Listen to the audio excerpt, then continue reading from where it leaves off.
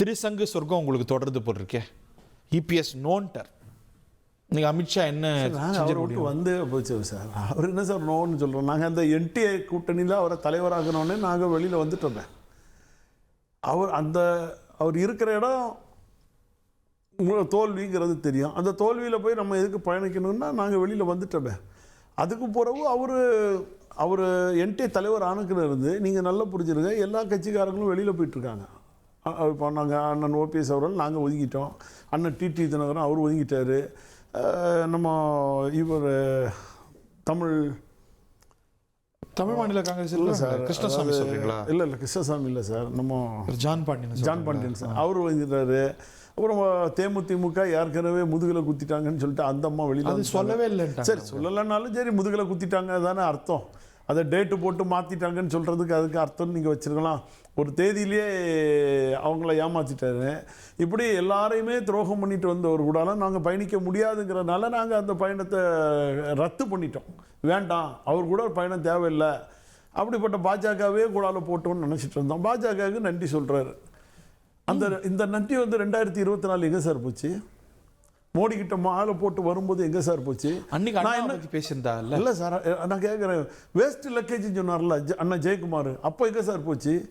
CV Shanmugam என்னெல்லாம் சொன்னார், பாஜக கூட கூட்டணி கிடையாதுன்னு. ஏன் என்டிஏ கூட்டணியில் உட்கார்ந்துருந்து இந்த இவர் என்டிஏங்கிறன நம்ம எஸ்டிபி கூட்டணி இதில் மாநாட்டில் உட்கார்ந்து இருந்துக்கிட்டு என்னெல்லாம் பேசினார், எப்படிலாம் பேசுகிறாரு? 2026 இல்லை 2029 இல்லைன்னு சொன்னார். அப்போ எங்கே சார் நன்றி போச்சு? நன்றியை பற்றி விசுவாசத்தை பற்றி பேசுகிறது யாருன்னே ஒரு வரமுறை இல்லாமல் போயிடுச்சு சார்.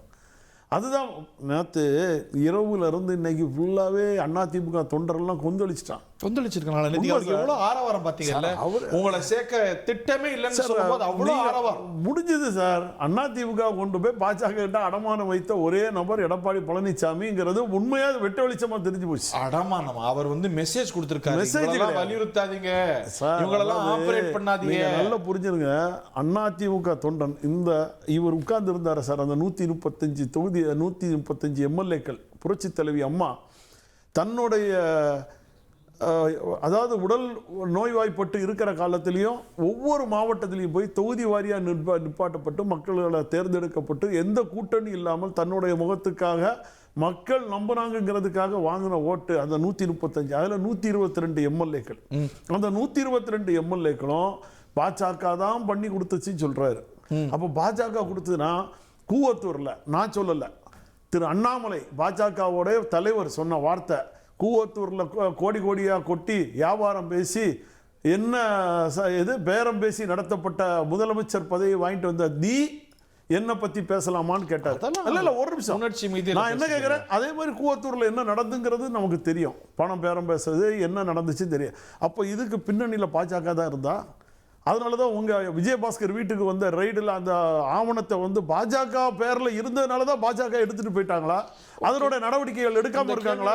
அப்போ குற்றவாளி பாஜக தானா கேட்கலாம். இவருக்கு பின்னணி பாஜக தானா தெரியும். உங்க ஆத்ம நண்பர் திரு சேலம் மணிகண்டன் வந்திருக்கிறார். யார் சார்?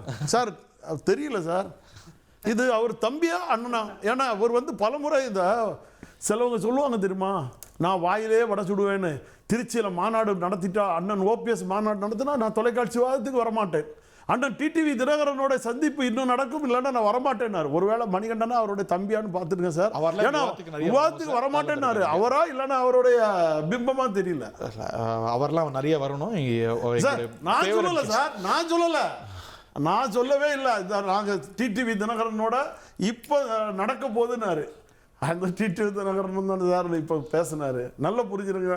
திரு சேலம் வாயை பத்திட்டு தான் இருந்தோம். சரியா நடக்கட்டும், உங்களுடைய கூட்டணி என்ன நடக்குது டெல்லியில, இது உங்க பஞ்சாயத்து, நீங்க தீர்த்துக்கோங்க. திரு ஸ்ரீராம், நான் அவர் சொன்னதை நினைவூட்டுறேன், அவ்வளவுதான்.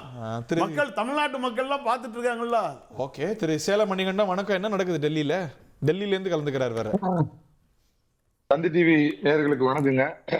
டெல்லியில நடந்தது நன்றாக நடந்தது. இன்னும் கொஞ்ச நேரத்தில் நடக்க போவதும் மிக நன்றாக நடக்குங்க. அநேகமா இப்ப நான் பேசிட்டு இருக்கிறப்பே உங்க பிரேக்கிங் நியூஸ் போட்டுருவீங்க அப்படின்னு நினைக்கிறேங்க.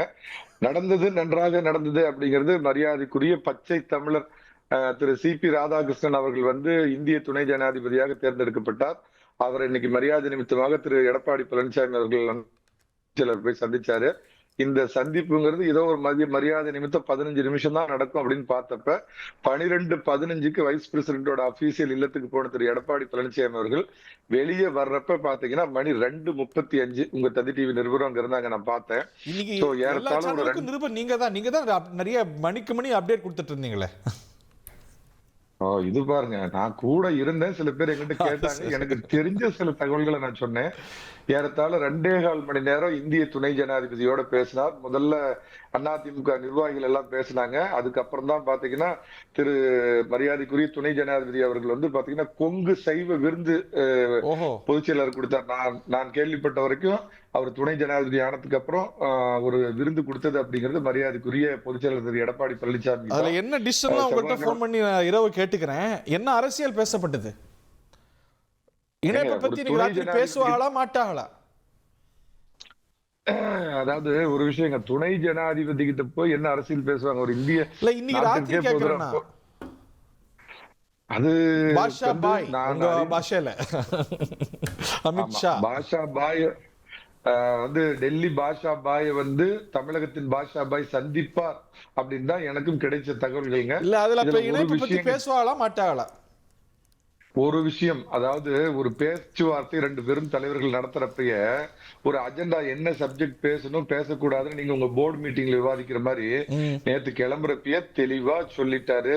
முப்பெரும் தேவியர் அப்படின்னு சொல்ற மாதிரி இந்த முப்பெரும் அதிமுகவின் துரோகிகளுக்கு ஒரு காலத்திலும் அதிமுகவில் இடமில்லை. என்னென்ன துரோகம்னு 3 பேர் மேலேயும் பட்டியல் போட்டு சோ இது பேசக்கூடிய சப்ஜெக்ட் இத பத்தி பேசாதீங்கன்னு சொல்றதுக்கு தான் நேத்துக்கு பேசியிருக்காரு திரு எடப்பாடி பழனிசாமி. பேசிட்டு அவர் போகக்கூடிய காட்சிகளை பார்க்கிறோம், லைவ் விஷுவல்ஸ். நீங்க திரையில பார்ப்பது உள்துறை அமைச்சர் திரு அமித்ஷா இல்லத்துக்கு தமிழ்நாடு எதிர்க்கட்சி தலைவர் அதிமுக பொதுச் செயலாளர் திரு எடப்பாடி பழனிசாமி அவருடைய சகாக்களோடு நுழையக்கூடிய காட்சிகள் இவை. லைவ் விஷுவல்ஸ், டெல்லியிலிருந்து நேரலை காட்சிகள். திருமணி கண்டினியூ. நான் சொன்னது நடந்ததுங்களா? நான் பேசிட்டு இருக்கிறப்ப அநேகமா பிரேக்கிங் போடுவீங்க ஹரி அப்படின்னு சொல்லி சொன்னேன். அதாவது இந்த சப்ஜெக்ட் பேச வேண்டாம், 5வரோடு 60ஆனோம் அப்படின்னு சொன்ன புராண காலம் மாதிரி 5 ஏற்கனவே இருக்கிற அதிமுக துரோகிகளோடு புதிதாக வந்து இதுல இருந்து ஈரோடு மாவட்டத்துல இருந்து சேர்ந்த துரோகியை பத்தியும் எந்த சப்ஜெக்டும் இல்ல. அந்த துரோகி யாரு?